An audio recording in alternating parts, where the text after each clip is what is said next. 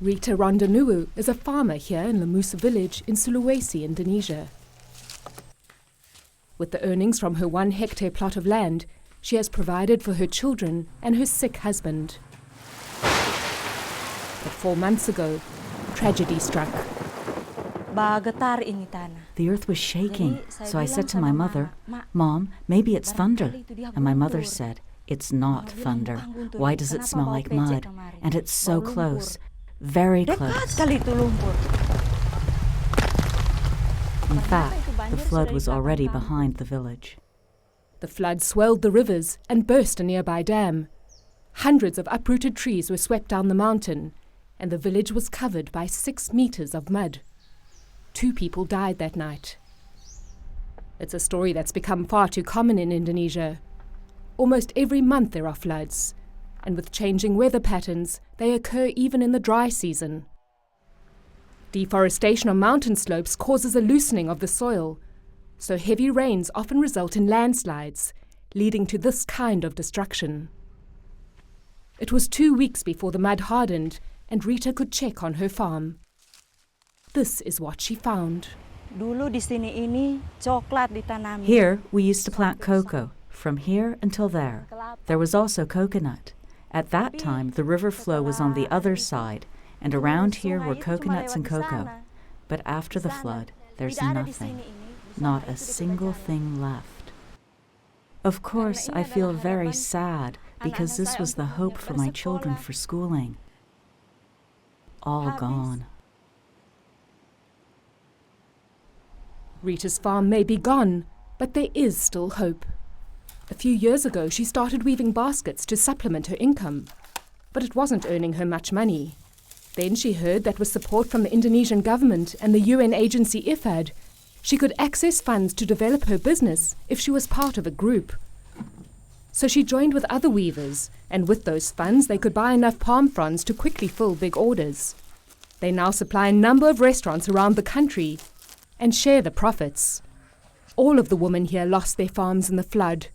Without the weaving, none of their families would have any source of income. Fortunately, we have this business making these baskets to earn money for the family for food. We don't think of anything else, just food. And this basket business is not just helping the weavers. Their neighbour, Sinche Deto, was getting ready to harvest her rice crop when the flood hit. She not only lost her 1-hectare paddy, but this is all that remains of her home. She and her husband and her 3 children were left with only the clothes on their backs. I feel so hopeless. It's hard to get food and clothes. But because Rita's weaving business survived the flood, Sinche can earn some money.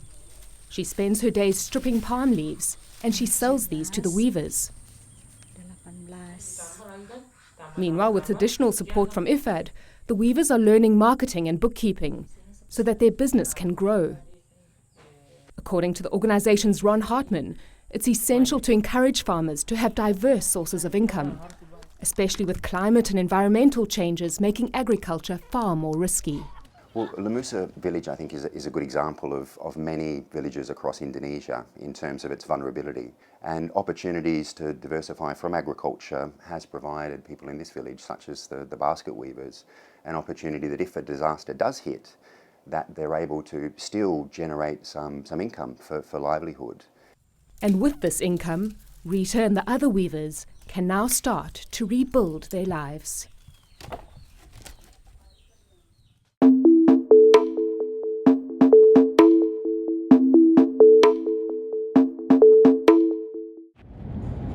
Another spring is coming to Tunisia, but dark clouds still appear on the horizon. The Arab revolt started here in Sidi Bouzid, but 2 years later, there's still political instability and economic progress has yet to take root. Unemployment and poverty is 18% nationwide, and once you leave the coast, with its beaches and tourism income, as many as 78% of the people don't know where their next meal will be coming from. Many families survive on casual labor. These women are paid 7 dinars, about $4, for a day's work. Nowhere near enough to save and buy their own land, start a business, and become self-sufficient.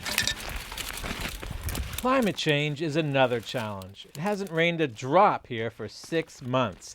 Lakes and rivers have dried up, crippling agriculture. In response, the World Food Program and the Food and Agriculture Organization of the UN developed an innovative project. FAO organizes unemployed young men and women into farmers' associations, giving them bargaining power, controlled prices, and confidence. They are taught sheep and goat rearing skills and helped to develop a business plan. To help sustain them while they're being trained, WFP pays them cash to plant trees and cactus. The plants help the environment by keeping eroding soil in place and will be used for fodder to feed their animals. The goal? To use their newly acquired empowerment and skills to earn microcredits, loans that will be used to buy around 10 animals of their own, enough to grow into a profitable flock. The project is a kind of home starter kit for an independent livelihood. With the logistic force of WFP and the technical know-how on FAO, we have the perfect match to be able to do the learning process with the young people, but also to provide the work on big scale, like planting those trees. Then this is where 2 UN agencies, sister agencies, can work to rapidly provide help to rehabilitate a country, and a country like Tunisia. Siham is 22. She lives at home with her parents, 3 sisters, and 2 brothers. Before she participated in the project, she was unemployed and spent all her time at home. Now she wakes up, cleans the stables, and goes to work planting cactus.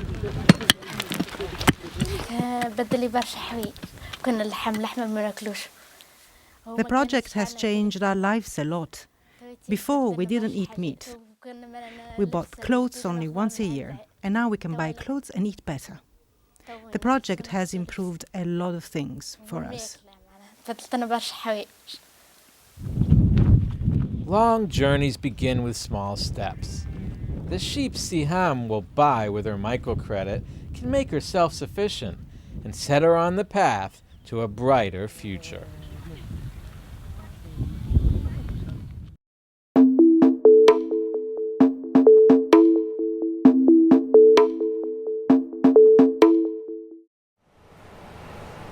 Insects can transmit a range of diseases, affecting both humans and animals. Population growth, climate shifts, and the loss of wildlife habitats mean that microbes are on the increase. Tsetse flies and other blood-sucking insects can spread a disease called trypanosomosis in animals, reducing milk yields and killing more than 3 million cattle a year. The disease is known as sleeping sickness in humans and can be fatal. Here in Kenya, the Food and Agriculture Organization, FAO, has set up a pilot project to eliminate the insects that transmit diseases. And the solution is very simple: a special mosquito net for livestock. Limited grazing land means that cows are often fed in sheltered units. Dairy farmers using the netting are already seeing good results. I used to suffer a lot because flies were bothering my cows. When I tried to milk them, they would kick and retain their milk. When they put the net, the cow started milking better. When milking, the cow stands still. I used to be bitten on my legs by small insects, especially in the evening on rainy days. But now I can comfortably milk the cows and the flies don't bother me. So I'm very happy.